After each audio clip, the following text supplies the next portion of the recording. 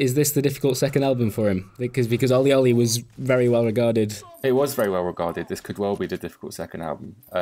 I've been following this game since it got announced. I think exactly a year ago, actually, and really enjoy it. But I think you've been having some trouble with it, haven't you? Yeah, well, I think I'm enjoying the game so far. We've both played the kind of first world in this preview build that we've been messing around with. I think the first mistake I made was to plug in an Xbox 360 pad, because it just looks kind of like a game that would suit a controller. I don't know what that really means, but it does. And there's a certain flow that you're trying to achieve. That's what this game is all about.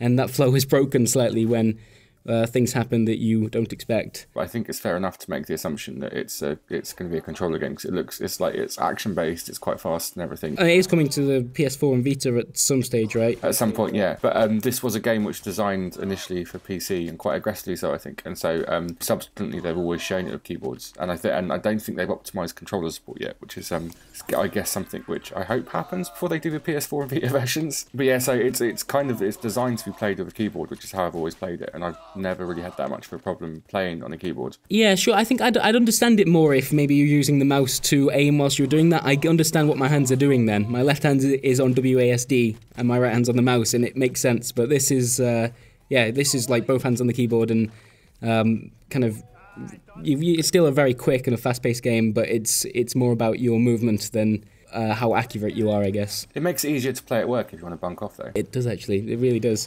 We talked earlier on that maybe this is almost chasing after a Hotline Miami vibe in terms of like the presentation, obviously, but also that it's fast-paced and that you can die very quickly. Your characters aren't really that much stronger at a base level than the enemies you're fighting. You can, like, if you get shot at close range, you're dead and you have to restart the level. Yeah. In a similar kind of way to Hotline Miami. Do you like it? Do you see that comparison? Yeah, totally. It's from so this is Roll7's first game with Devolver, who did Hotline Miami and its sequel. Yeah, of course.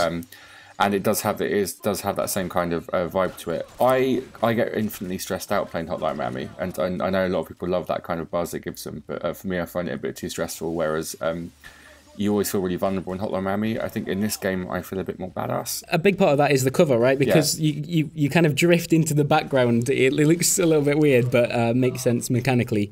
And you are you're immune to range damage unless it's like an explosion, or you've also got to think about enemies getting too close to you and kind of punching you out of cover. But if you kind of sneak backwards, you're safe, which is rarely a feeling that you'll have playing Hotline Miami. Yeah, totally. And I love the slide to cover thing. I'm not sure if it's intentional or not, but it reminds me of the greatest game of all time ever made, Vanquish, which has just had this amazing thing where you slide around on your knees into cover. And it's kind of got that as well. It feels like a 2D Vanquish like that, and you're just kind of sliding around from cover to cover, just bullets flying everywhere. And it gives you some really cool guns as well. Some of the...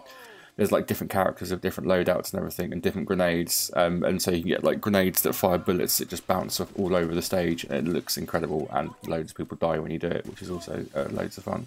There were two main things that kept me wanting to play this demo. First of all, the kind of, as you mentioned, that there are a bunch of different characters that you unlock as you go through the missions, and they feel so individual. Right from the beginning, it makes it very clear when you're on the character selection screen, the advantages of each one. So there's a character called Samantha who can reload while she's running and shoot while she's running, which completely changes how you play the game. And she plays very differently to the redneck chap with the shotgun, Cletus. You both, find certain characters that you play well with, but also, depending on the level and depending on the challenges, you might want to go with different types. And that is the second thing that kept me playing. The free challenges in the bottom left of the screen in each level, they just grabbed me in that really terrible way where I kept restarting every time I even felt like I might mess up. Like, I think any game that has you instantly looking to restart is doing something right. The game encourages it as well, because it's like when I did eventually transition over to the keyboard, like pressing R is just an immediate restart. Like there's no going to the menu and like, oh, go on then. It's like, all right, I've made a mistake here. Within half a second, I've already pressed R and like I'm waiting to try again. Yeah, so the characters are all kind of the pawns of this.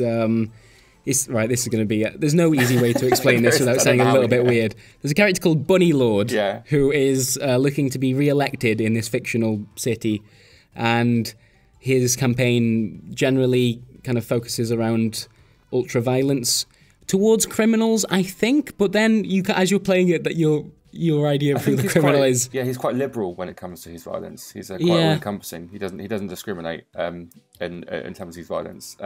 It's weird because it's quite timely as well. This game is going to be coming out at the same time as the general election. It's the exact same day, 7th of May. Yeah, the UK general election. And so it's bizarrely topical. Roll 7 obviously being a UK dev as well, so yeah, I don't think that's a mistake or a coincidence even. So, I mean, one of the things that I didn't really love about the game, unfortunately, and this is actually your first introduction to it as well, is the dialogue, and it's generally Bunny Lord that kind of talks to you as the player, and so there's a couple of things there. First of all, like instead of having voice acting, it's kind of got this weird creaking sound as he talks.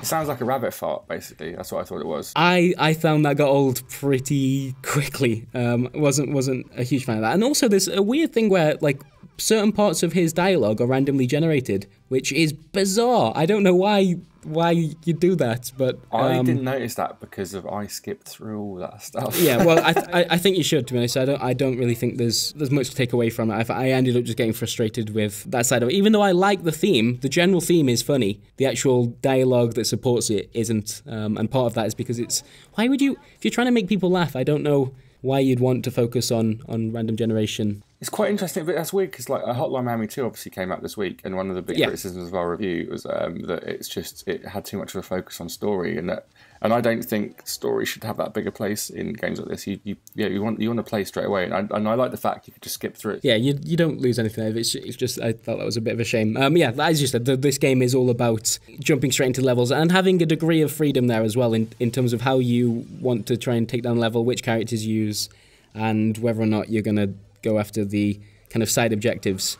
I think that actually the side objectives for me is the thing that really sold me on this game. It was trying to chase after that stuff and almost have kind of it's almost like chasing after a high score. It's going to be interesting to see how it goes down, because obviously I don't think it's going to have the same kind of impact as Hotline Miami. No, I think you're right. But I'm a really big fan of it, and obviously they've got a few issues to sort out when it does finally come to PS4 and Vita as well to make it get that that broader audience. Yeah, and yeah, it's going to be interesting for me to see if Roll 7 is a big enough name to kind of carry this game to a different audience, perhaps, or expand that audience into the PC market a little bit more, as that is the focus. But yeah, it's looking interesting so far. Dialogue's a bit rubbish, but it's a fun game once you press A to skip. Once you skip, and the shooting stuff is cool, which is what's important. All right, cool. Well, yeah, we'll no doubt return to this on the day of the general election. Okay. Cool, thank you very much.